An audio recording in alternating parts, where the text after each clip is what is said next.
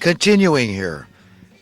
This is the first time I ever remember putting 5 tapes in my machine, but I'm still not done with thoughts from the last week or two. And I don't know if I should apologize or not, but I'm going to keep talking. I should probably have a job talking, right? But you know what? That's one of the beautiful things about my channel is that, I don't want to be paid for it.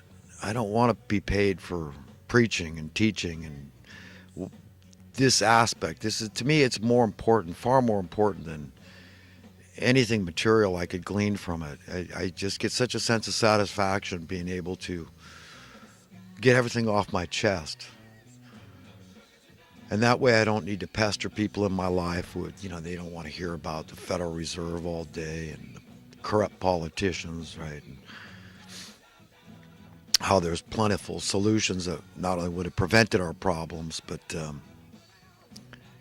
that we could use today, enact today to solve our problems. These are all facts, that most people are, talking over my head. You're talking about something I don't want to talk about. So, this is my forum. I can, do this little YouTube channel and say what I've got to say because I think it's important. Otherwise, I wouldn't bother. Believe me. It costs me time and money, my energy, to do it. But I only want to do it free.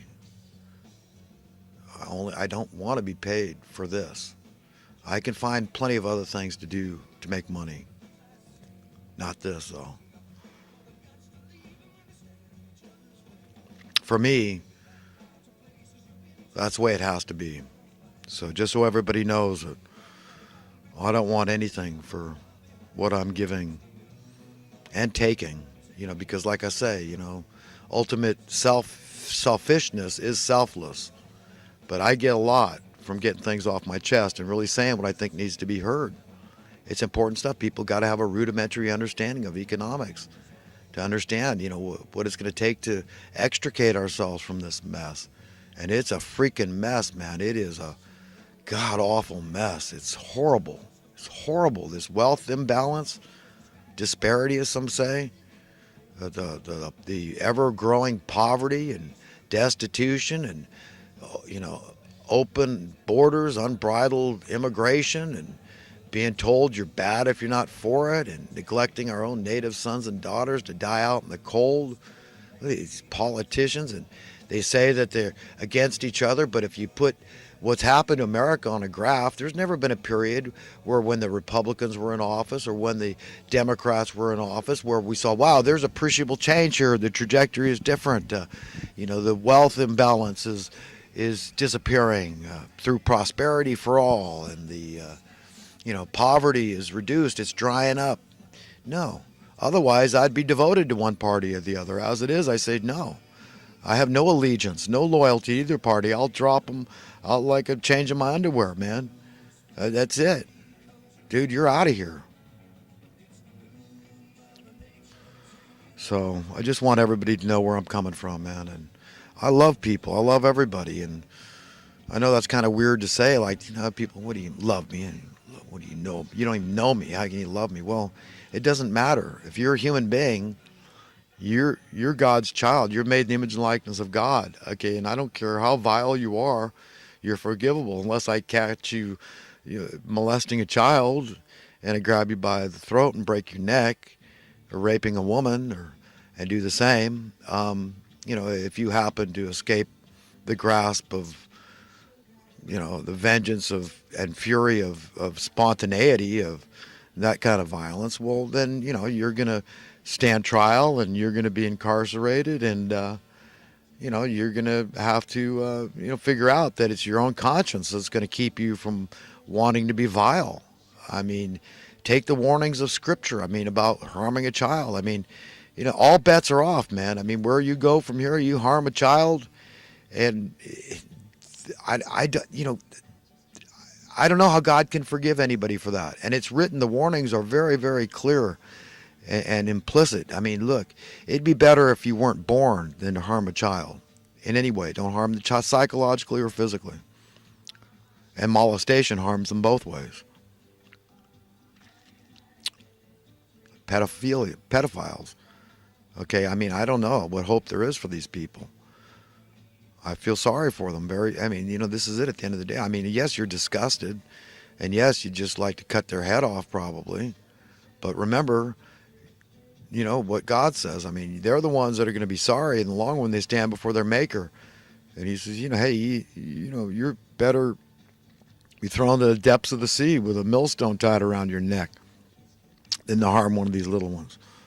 So just remember that. I mean, if that's not deterrent enough for anybody, I don't know what is. But people need to know how God feels about harming a child. And women too. The more I think about bullies, men that pick on women, well, it's not becoming for a woman to be a bully too. And these things do happen. Women can be bullies to men. That's tragic and very unbecoming too. But it's just very sick when a man will use this might is right kind of thing. It's stuck in his head that it's okay. And men have unbecoming traits like, I say this polygamous mentality, and I've seen that myself too. Yeah, the way guys look at porn, want to see a lot of different women and all this. It's kind of disgusting. It's kind of it's unbecoming. It's kind of creepy, really. And I guess this is why, God, this lust thing is not good, and because really, the idea of doting over God's most beautiful creation, the female, we can certainly rationalize say, well, hey, it's pure. It's this is your creation, God. You did this. You made this irresistible creature for me to dote over, right? So it's a toughie, and we're all kind of on our own. I don't condemn anybody. I mean, it's very natural. We're so restricted by believing in, clothing is, well, that's, what we do. We all wear clothes, even though no other creature wears it and they're oblivious to their nakedness. It's a whole different paradigm for us, but none of us ask. Even those that don't believe in God, they don't ask, well, why is that?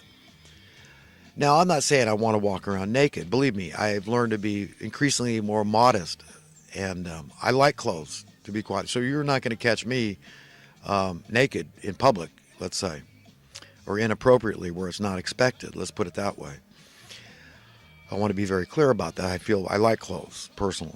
I'm just trying to make a point, okay, that it's strange. We've got some strange aspects of our character as human beings that we make a big deal out of this thing we call nudity, nakedness, and we don't ask why that is when we are by far and away the most intellectually prominent creature on the face of the earth, the top of the food chain, intellectually speaking, right?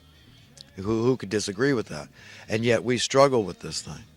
But we need to understand it. What is it that we're ashamed of? What is this? And it's the first question God asked. Why? Who told you this? So we were told it, we believed it, and we acted accordingly. And so we all struggle with this. I mean, do I want to see, Denmark style or Amsterdam style nudity in the streets of America? No, I really don't. I'm kind of glad that America is a little prudish in that regard. I really am. I'd rather not, I'd rather not see that in public displays of, full-grown naked men and, and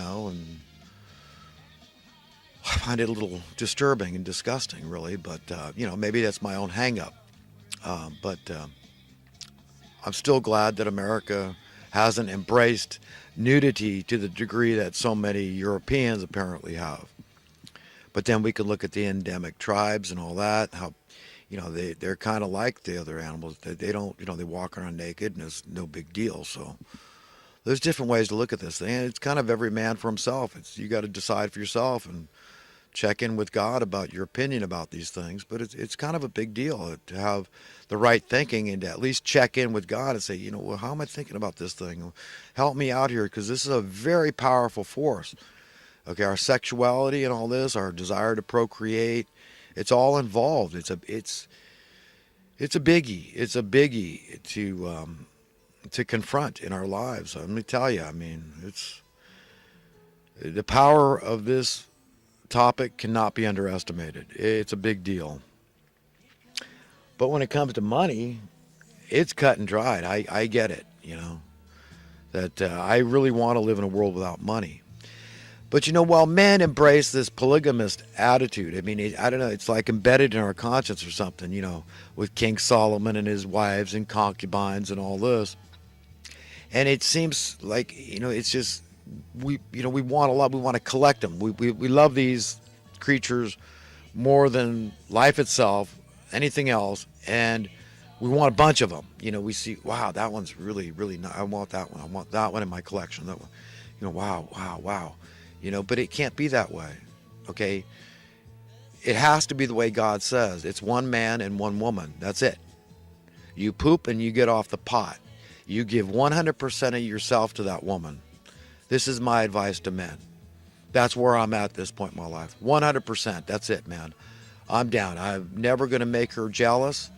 If she says, no, you can't even look at images of naked women, I mean, hey, what she says goes. If you're 100%, I mean, you got to trust her that you restrain, that she's got this hold on you and she restrains you in this manner. But if she says, hey, you know what? It's okay. I mean, I'm jealous, look, but don't touch, then, hey, whatever. And these are subjects are very tough. Anytime you talk about sexual stuff, it's a very difficult subject. That's why so few people touch on this subject. Okay? It's a toughie. It really is. It's a very powerful force, man. Our sexuality is very, very powerful. Not just for men, but for women. I mean, can be driven. I mean, it's very, people, the women, so many of them just want to show their bodies, right? They want to share. It just seems like a natural instinct for them to like to please men and let them enjoy this beautiful creature. They know what men want to see. And so, they're generous and so, I mean, how much can you hate them for what they feel is coming to them naturally to want to share their beauty? And women too. I mean, I have no idea how women feel about nude men, for example. But, I can certainly see the beauty in a nude man. And I think I've matured a lot in that regard, that I think I can accept it, that, I can say, wow, that guy looks pretty good, without going into detail here. I'd say, hey, I wish I looked more like that guy, and let her enjoy a guy that looks better than me, let's say, naked. But that can take a while. That doesn't come to guys particularly easy. A hard time, accepting that one. That's a tough pill to swallow, I think, for a lot of men. But anyhow, and the thing that women, they have this issue with this prostitute mentality, that they're worth more, so they let things go to their head. They let this idea that, hey, I'm worth more. Prostitution, the world's oldest profession. And, so if they're in a relationship and they claim to have a beloved, they've got to be 100% too. And they can't have that mentality, because its ugly head is going to crop up at some point. You're going to be tempted, ladies, and you're going to go against your beloved and you're going to have an affair with a guy. Okay? Because, guys can be pretty alluring and pretty, they can pressure. They can be pretty convincing that, hey, you know what, it'll be all right. We'll just have a little affair, a little quickie, and he'll never know, and you don't have to tell him. It'll be our little secret. And, you're going to hurt him. You're going to kill him. I mean, it doesn't help that it's secret that he doesn't know. I mean, you've destroyed the one. You have not given him your all, and you can't keep a secret. You see, secrets are a bad thing. So, everything has to be on the up and up. And if you got feelings for another guy, and talk to him, ask him, hey, is it okay if I sleep with the guy? And any guy that's worth keeping anyhow is going to tell you, hell no, honey. Do you know how much I love you? Do you know how jealous I would be? It would kill me to see my beloved with another man. Okay. So, ladies, you got to keep that prostitute mentality in check too. And, just because your beloved worships you, and he does, you've got him wrapped around your finger. Don't take that for granted. Don't take advantage of that. Okay? turn to God and say, no, I want to be devoted to this man, and I'm not going to let anybody come between me and my beloved. That's the best advice I can give to ladies, because I'm not a lady. I don't know how they think, but I don't support adultery. And there was a time when I thought it was okay, and you hear of swingers and all this. So, yeah, I had a very promiscuous teenage upbringing, and it kicked me in the pants, kicked me in the teeth later in life. And affairs of the heart should be taken very seriously, I believe now. And our sexuality is a big part of those affairs of the heart. I mean, there's no way around it. It's just true. It's just the way it is. It's a